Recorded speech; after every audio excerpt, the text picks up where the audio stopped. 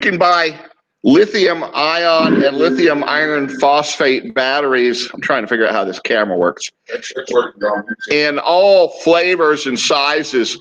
Most of them, there's two different voltages on a per cell basis. These are 3.2 volt. I believe they're lithium iron phosphate. And these guys here, if you see the little circles, each one of those is a cell that's about the size of a D-cell battery out of a flashlight. And I basically put them together with little plastic pieces that you can order, which are also dirt cheap, just a couple cents a piece. But they make it to where you can take these battery cells and put them together. I've got them taped onto a piece of plywood here to make it easy to handle. This little pack here weighs 11 pounds. And it is 75 amp hours, 75,000 milliamp hours. And you aren't going to, this is the equivalent of a big car battery, okay? It is the equivalent of basically 4 of those little robot batteries that I've been showing and using for years and years. I have not wired this thing up yet. You'll notice there's no bus bars on the cells. Okay, and they're not charged because I'm not ready to put my fingers and all at risk. I want to do all the wiring on this before I charge it. So anyhow, these individual cells, each one of these little cells is $4. They're dirt cheap. Now, you have to buy a bunch of them to get here, but for basically twice what you're paying for lead acid, you can get a lot more current capacity and storage. Okay, 75 amp hours is enough to run your ICOM 706 in transmit for a long time. Okay, so each of these cells is 3.2 volts. So with 4 of them in series, you have almost 15 volts when it's fully charged. 15 volts is not a problem. I've looked at a lot of our ham radio transistor gear, and their operating voltage range goes up to almost 16 volts. So anyhow, I'm trying to remember the name of the battery hookup. Is the name of the company online. I don't have any connections with them. This is who I bought these cells from. If you look, I got tape on here, but you can see there's little, I'm trying to work this for you. You can see there's individual little square pieces that have dovetails on them, and they snap together so that you can make a really nice, that's 2 of them snapped together, and you can snap 1,000,000 of them together if you want 1,000,000 cells hooked up together. And these are just a few cents a piece, and they are well worth the money. Okay, these are brand new cells. Okay, so the next thing that's available that would be of interest to ham radio operators is the recycle or reject batteries from the electric vehicle market. And there's a lot of them out there. And typically what happens is one cell in a big battery pack goes bad, it gets warrantied by the dealership, and it goes to some company that's breaking them down and selling them to poor people like us. And they are, again, they are very, very high in amp hours and in current generating capacity. So I'm going to pick a piece up. As soon as I got it home, I had to, of course, take it apart. And now I've put the lid back on. It's going to take me a second to get it off because I have a lot of respect for these batteries. You really don't want to drop anything across the terminals.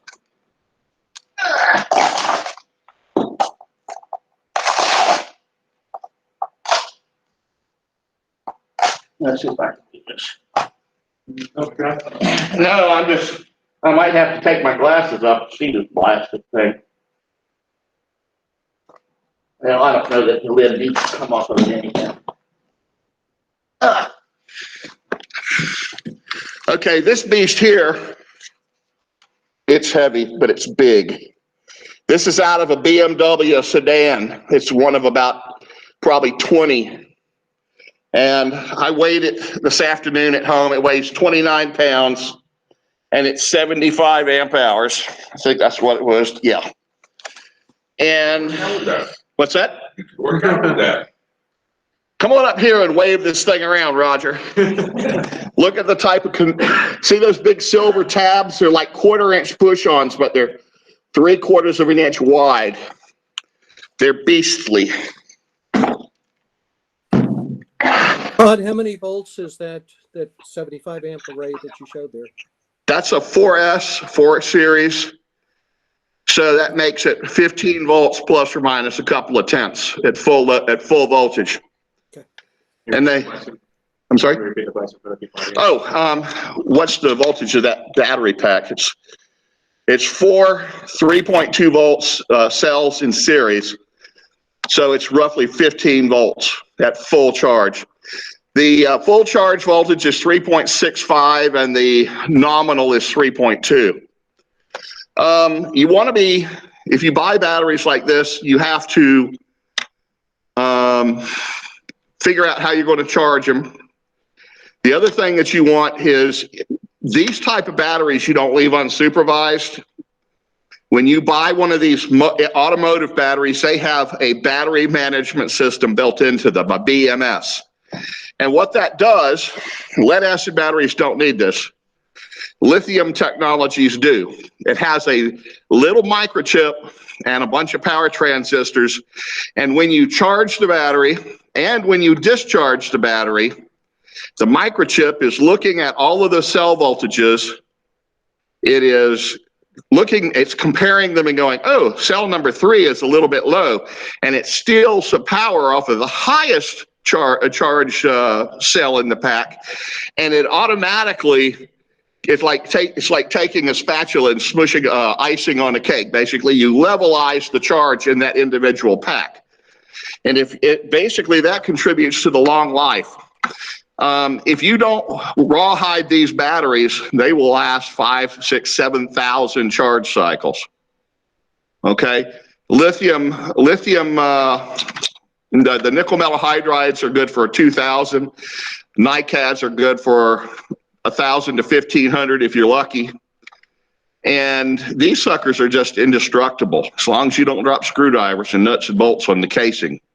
I'm really concerned about that. I'm being very careful playing with these. Most of the time when you buy these batteries, these surplus batteries, they come with the interconnect. I think this is about a number 4 copper lead. And it's got a snap-on connector that you just, when you have to change the batteries in these cars, the computer on board tells you which cells are bad and which battery module you have to pull out. And you put a new one in, and away you go. It's really, really become very advanced. I've been an electric vehicle enthusiast since I was in junior high school. I am just now starting to believe that we may see commercial, practical electric vehicles in my lifetime.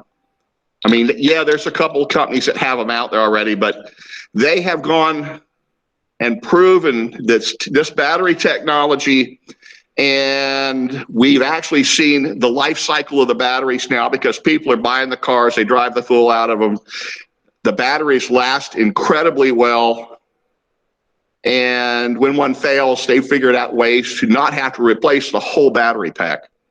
When I was at JEA, I investigated electric vehicles for the CEO, and I looked at a Ford Ranger electric pickup. We could buy a Ranger pickup for 30 grand, electric Ranger, and the nickel metal hydride battery option was $85,000. Option on a $30,000 truck. Okay, and that was 20 years ago, and in the last 20 years, lithium ion and lithium iron phosphate have taken the electrical world by storm.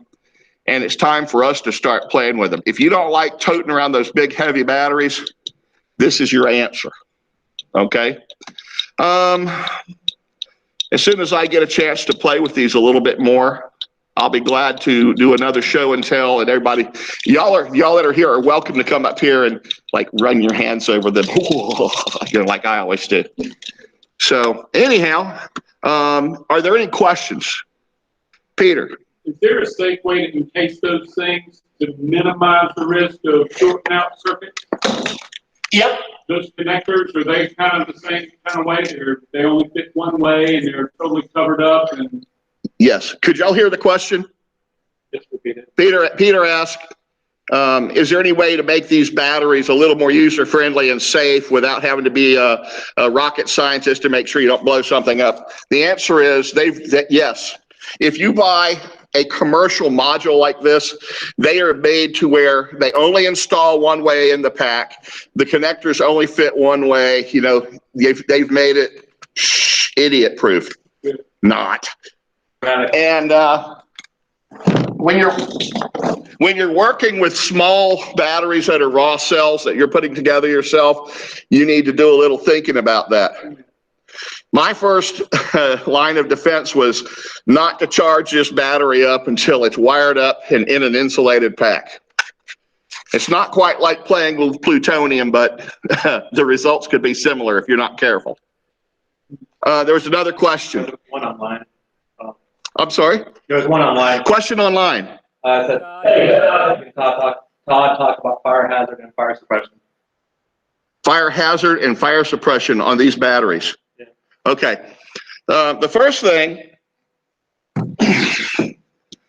is you try to avoid having the problem in the first place by good engineering, okay? The second thing, I don't think you're gonna put that out with water. no.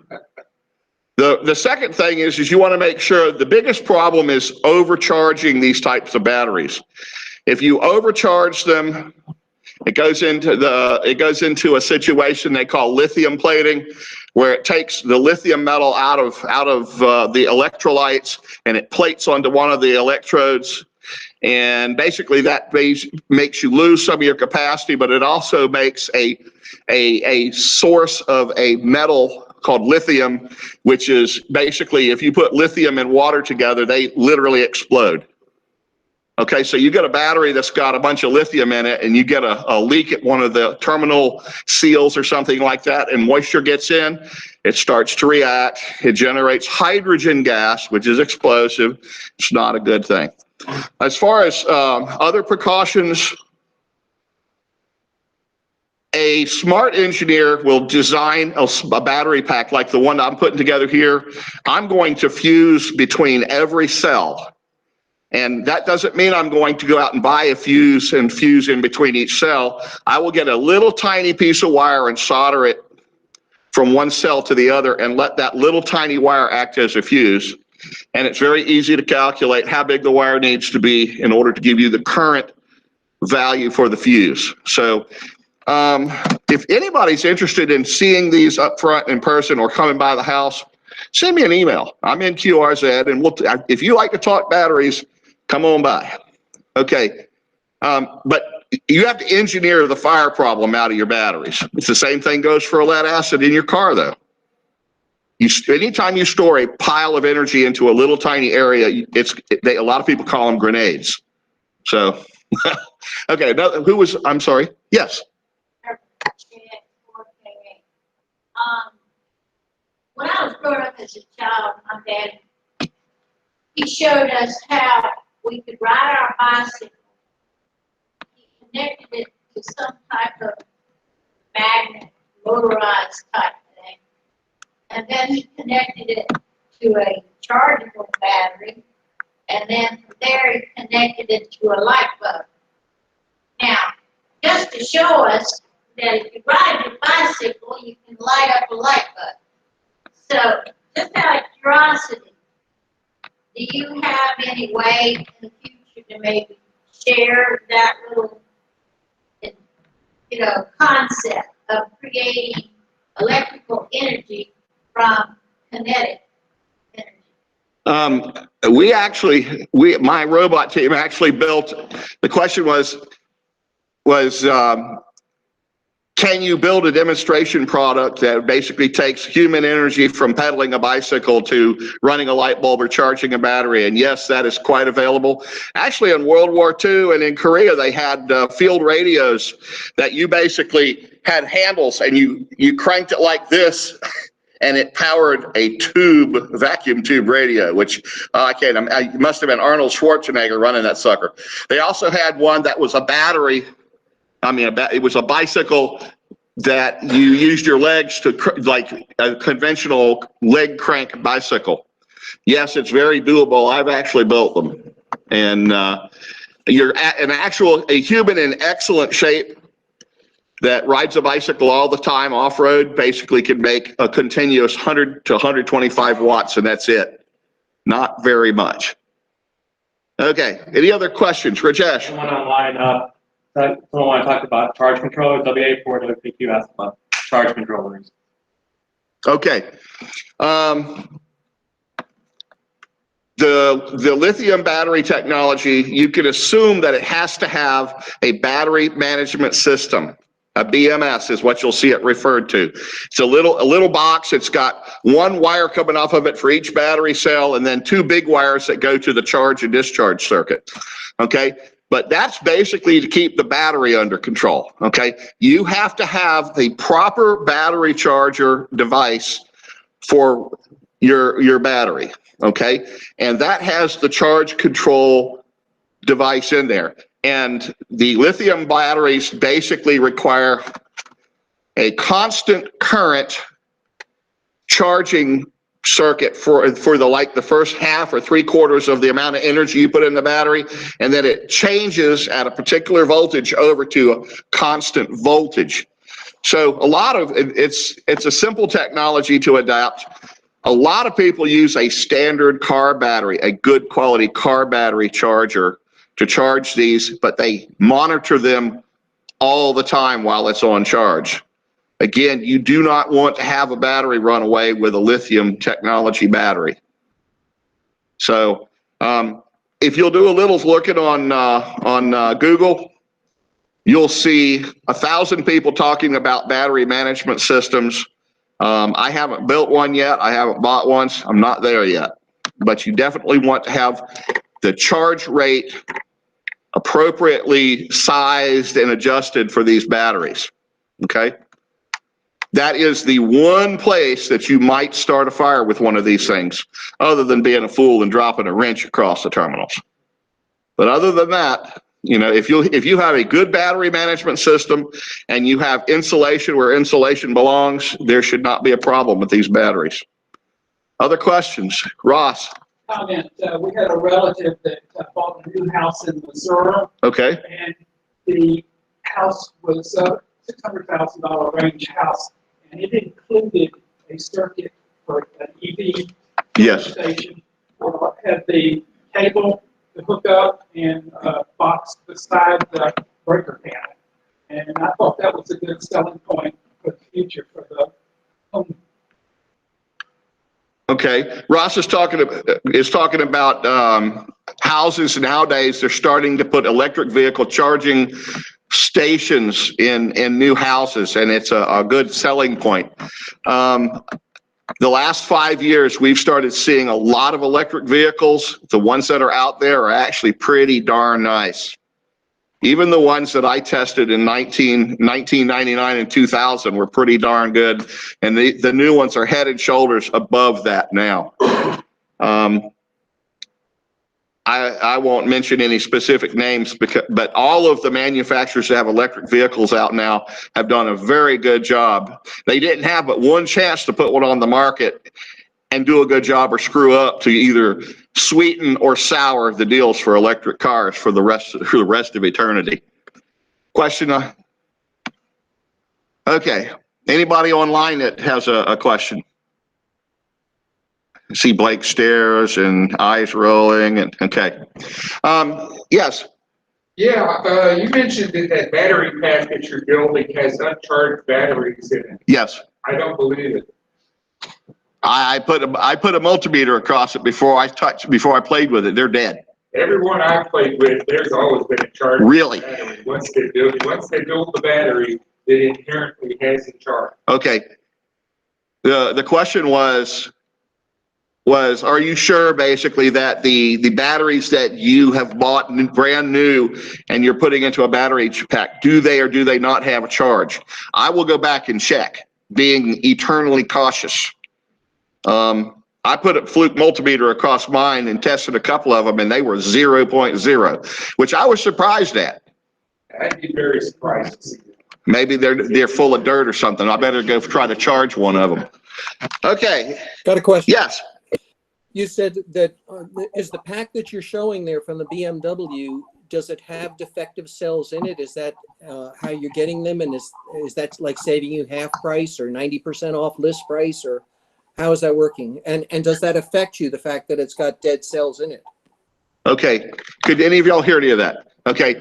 Jim's asking the battery pack, the automotive battery pack that I bought. I was talking about some of them you get that they come with a defect, a bad cell, and how do you deal with that? Okay. The vendor that I'm buying stuff from, they describe the batteries completely. And they bring in a whole pile of them, like a tractor trailer load of them. They test them. They test a statistical number of them to see what they're like. And then some of them have a bad cell that are there. Some of them are just surplus. Some of them are cosmetically damaged, and each item that's for sale, that's advertised for sale, has got a different story. So yeah, if you get one that's got a bad cell in it, you're going to have to go in and surgically remove that cell. And some of them you have to break spot welds. Some of them are just bolt together. Every one I've seen so far is different. So is the cell in that BMW pack, is it the same as those D cell looking things that you showed on the other group? Is the BMW battery here, is it the same as the little blue cells in the Todd pack that I'm putting together? No, it is not. And there's a handful. Some of your lithium technologies come in and they look like a little flat packet, like a, like bubble gum used to come, a flat pack with the cellophane. That's what some of them look like, with metal tabs on them for connections.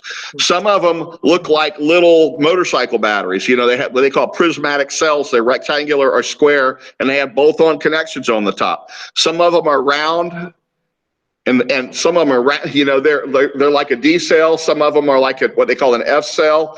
They come little tiny ones like this, and they come great big ones like that. There's a plethora of stuff out there. There's a month's worth of study to do before you get crazy and spend money.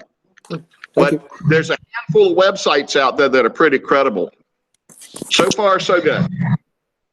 Okay, Ross.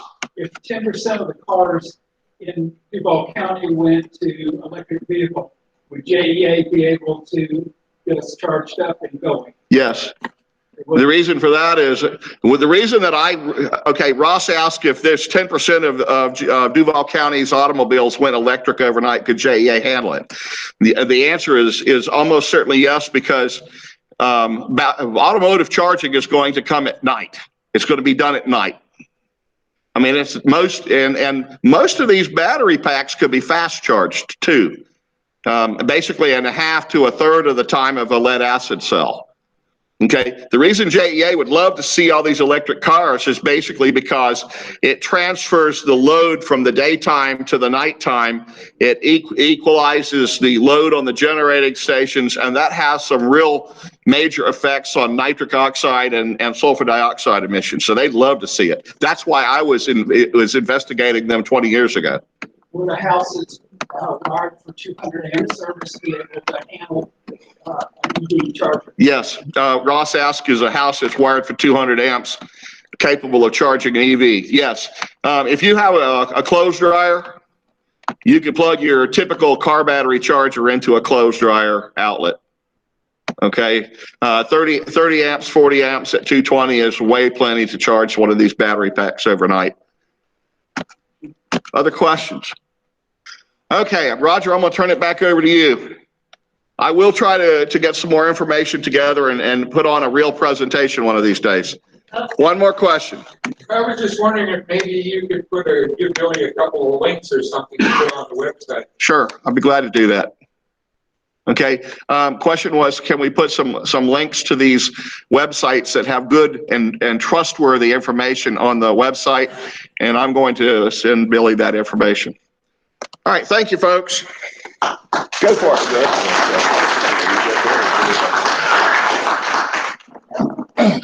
That was awful long-winded for impromptu, wasn't it? Thank you, Peter. Got any samples you give away? No. Thank you, Todd. It sounded like to me you support the Green New Deal. Yeah. No, airplanes. They're talking about it. Oh, yeah. I believe when I see it. I will too. Hey, there was a new thing that was just shown online where a guy has a battery powered wingsuit, and he just set a world record for 186 Time is going to do it. Battery powered wingsuit. There's a nutcase for it every hour. Here's a video of it. There we go. You should get these launch here, man. Thank you, Todd. Appreciate it. Yeah. Can I quickly go back from it to the Christmas dinner? December 12th is a Saturday. It's not on a Thursday night, which we've had in the past. We figured we tried on a Saturday to the people coming from the west side there in rush hour traffic. So I think that'll be a lot better. Those that are coming, if your wives can make a dessert, it would be greatly appreciated. Todd, I know your wife.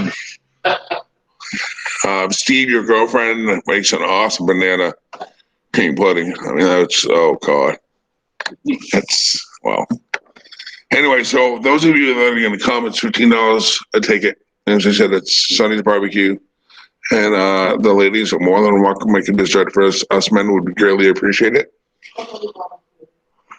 Okay. I've actually asked, there's certain areas, Skyward, Range, the beaches to do what we did last year and giving me two $25 gift cards. If you remember last year, somebody that we drew their name out and their ticket out, they got 2 gift cards, but instead of keeping both gift cards, they kept one and they gave it to somebody else they wanted for a Christmas gift. A lot of people like the way I did that last year. We're gonna have a few other surprises for you this year. Like I said, I like to change it up every year and do something different. I can't think of anything else to go on, Neil. Don't forget, we're cleaning up with Mike Burge. That's right. Bring a toy, a new toy, no used toys. You don't have to put it in a Christmas method, just bring in its original container and it'll be donated to the. Yeah, I keep feeling that. We're doing the Christmas angel tree with Mike Bursch and the Salvation Army. The majors and his wife will be there again this year. A toy for a boy and a girl. Bring it unwrapped for the Christmas dinner would be greatly appreciated and help them out. I know they're doing a little bit different because of COVID-19. So I know there's not a lot going on. So this will help them out definitely a lot. Any questions on anything? Don't forget to come help you on the 12th. Yes, well, I said at the beginning, but yeah, December 12th, 3:00 p.m. Bring your boys if they want. We'll put them to work to help set up. And good luck. Those of you that are nervous about coming, because I have had some people say, well, I don't know, with the COVID-19, we're going to be in the gymnasium. So we're going to spread the tables out, that we figured we'd put 6 per table, maybe 5 per table. Steve, that doesn't mean that you can move 3 tables over to the other table to be with all your friends like you did 2 years ago. And I called you out on that. So anyways, well, we're going to try to keep the social distancing and spreading the tables out and all that. So I look forward to it. I look forward to our Christmas dinner every year and celebrating with there are other clubs that are in town. And it's nice. The beaches, I was talking to Donnie the other day and he said they're looking forward to coming out to the Christmas dinner also. So that should be a good time. I told Sonny it's 50 people off the top of my head. I'm thinking that will at least show up. Within the week before I can give her the final count. I really don't want to go way over and end up paying extra if we don't have the people either. So, but I'm definitely looking at probably about 50 people being there. So with that, if anybody doesn't have any questions or any concerns, I guess we can call it a night. Yes, sir. I was gonna mention, we get, bread donations from Publix and the bread is not actually even out of date yet. We get those on Wednesdays. Today's only Thursday, so everything on that table back there is free. Whatever's left after you're gone goes in the trash. So by all means, please do not feel inhibited. Take it all, freeze it, whatever you like. Pete has free bread for y'all. Do you guys want it? Gotta come get it. No? Well, if nobody's got anything else, I look forward to seeing you at our Christmas dinner. Because of the way the bylaws are, from what I understand, there will be a meeting on the 10th, right? December the 10th, that Thursday. It's going to be at the corner of Garden Street and Old Kings Road at the telephone pole. If you meet us there, great. That's 7 o'clock. If you don't, that's fine. If 2 officers show up and nobody else does, we'll call the meeting. We'll call it quits. Keep in mind, it takes 29 to have quorums. Okay, so we're going to meet at the telephone pole right on the corner of Old Kings Road and Trout River. Okay. So that way we hold it. We at least hold a meeting, do the bylaws. But we'll see you guys on the December 12th at Terry Park Baptist Church. In January, Rajesh and Brandon will be doing a class, and Willie, are you going to be doing a class on VE testing? Yeah. Okay, we'll be doing a presentation on VE testing. Digital testing. Huh? Digital testing. Digital testing, okay. So we look forward to doing that in January. And I can't think of anything else. So y'all have a wonderful night, and we'll see you next month. Thank you. Thank you guys for showing up. We appreciate that. And hopefully we get better and better at doing this every year, every month. That's good. You want me to send you any hose clamps? Say what? You want me to send you any hose clamps? Oh, it's slowing what?